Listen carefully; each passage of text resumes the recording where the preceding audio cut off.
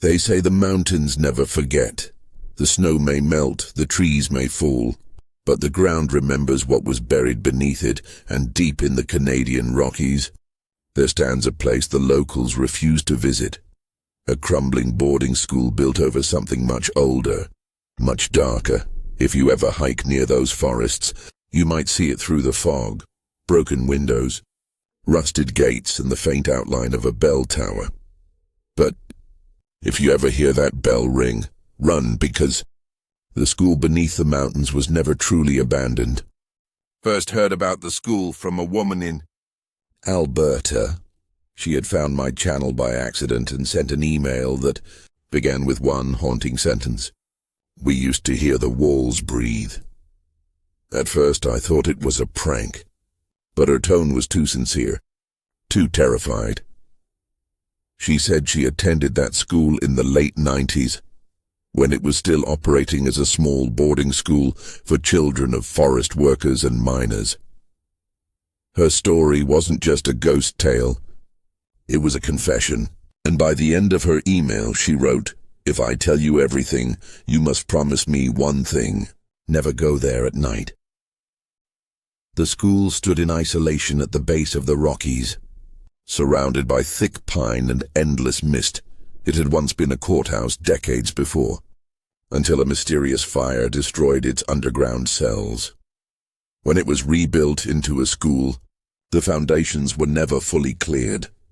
During renovations, workers discovered chains fused into the stone floor and scratch marks that no one could explain. Some said prisoners had burned alive down there. Others believed it was something else entirely, and something that didn't die when the flames went out. But money was tight, and fear was ignored. They rebuilt over the ashes, and in doing so, they buried something that wasn't meant to sleep.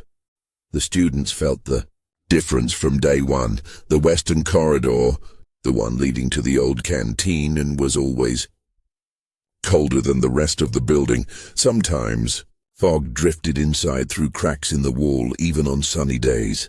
At night, footsteps echoed from the locked classrooms. The janitor blamed rats. The teachers blamed imagination. But when the children started hearing whispers that called their names perfectly, in their own voices, people stopped laughing. There were rumors that one of the older students had disappeared years earlier. His name was Thomas, and no one ever found his body.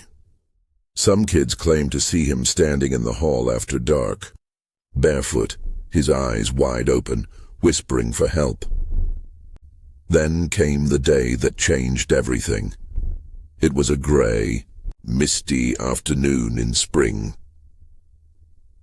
Children were playing near the canteen, built on the old courthouse foundation, when something black moved between the cracks of the wall. At first, they thought it was a shadow. Then it moved again. A massive black snake slithered out, its scales reflecting the pale light like wet glass. Its eyes glowed red, and its tongue flickered in slow, deliberate motions. The children screamed. Teachers rushed out, panic spreading like fire. Even the gardener, Peter, an old man who had worked there for 30 years, looked terrified. He whispered, "Don't kill it. Read something holy. It's not what it seems." But Principal Harris scoffed. "It's just a snake." He grabbed a shovel and struck it twice until the body went limp. Then he wrapped it in plastic and threw it deep into the forest behind the school. Everyone thought that was the end of it. But that night, the mountains woke up. The air turned heavy after sunset. Teachers reported strange noises echoing from the basement, metallic scraping, followed by slow dragging sounds. Windows shuddered, though there was no wind. When dawn came, the blackboard in room 6 was covered in muddy handprints, and written across the bottom in perfect handwriting was a single word: "Why?" The principal dismissed it as a prank, but the janitor refused to clean it. He said the mud smelled like something dead, not earth, not rot, but burnt flesh. That evening, When he finally agreed to wash it, the water in his bucket turned dark red. A week later, one of the students, a quiet girl named Marissa, vanished after class. They found her hours later, in the old restroom built where the courthouse cemetery once stood. The mirrors were shattered. She was sitting in the corner, trembling, her uniform soaked in blood though her skin was uncut. When she woke up in the infirmary, she whispered, "It was standing behind me," it said. "It remembers." That night the teachers locked every door and window, but the smell of burning wood filled the halls, and distant cries echoed from underground. No fire alarms went off, only the faint ringing of the old bell tower, though no one had touched it in years. From that day onward, the school changed. Students woke up with bruises shaped like fingerprints. Objects disappeared. Pencils, books, shoes, only to reappear days later, dripping with mud. One morning, Peter the gardener found a trail of blood leading from the oak tree behind the school to the canteen. When he followed it, it ended abruptly. As if it had sunk into the ground, he begged the principal to shut down the building, but Harris refused. "Fear feeds on weak minds," he said. That night, Harris heard scratching at his window. When he opened the curtains, a pale child's face stared back at him, upside down, pressed against the glass. The next evening, while driving home, Harris saw something on the road, a black dog with red eyes. He slammed the brakes, but when he stepped out, the dog was gone. Instead, muddy footprints led from the center of the road into the woods. When he got home, his reflection in the mirror blinked before he did. The following morning, Harris called in sick. No one saw him again for 3 days. When he finally returned, his face looked pale, and he barely spoke. He only said one thing before locking himself in his office. "It knows my name now." A new science teacher named Mr. Cole arrived a few days later. He was cheerful, curious and skeptical of ghost stories. Since there was no available housing nearby, he stayed in the old storage room near the canteen, the same room where the snake had first appeared. Peter warned him, "Don't sleep near that room.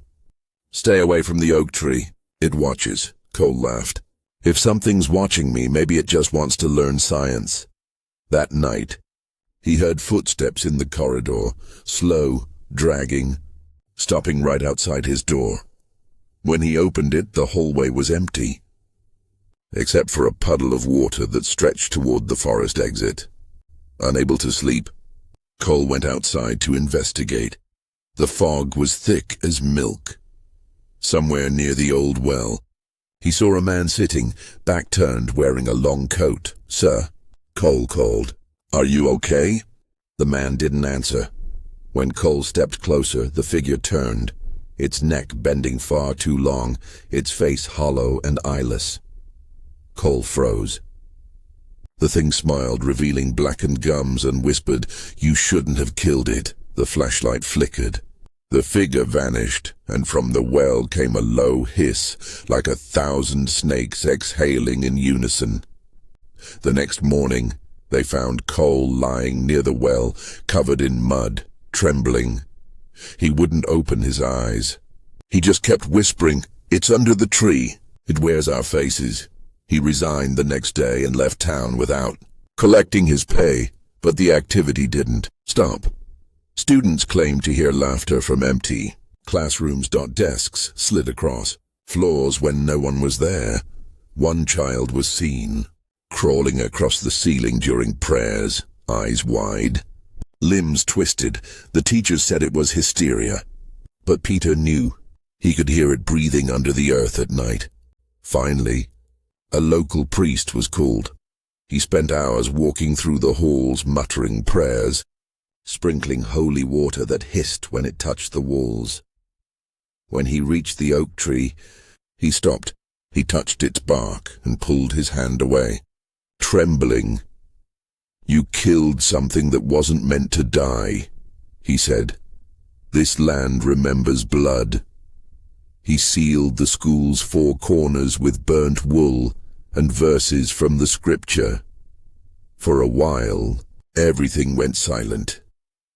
Then, as the priest turned to leave, the old bell tower rang once, deep, metallic, echoing through the valley. He looked back and swore he saw a shadow of a child standing under the tree, its eyes burning faint red through the fog. The priest left without another word, and to this day, hikers who pass through the valley say that when the wind is still and the mist is low, you can hear laughter echoing from the ruins and the faint hiss of something waiting beneath the mountain.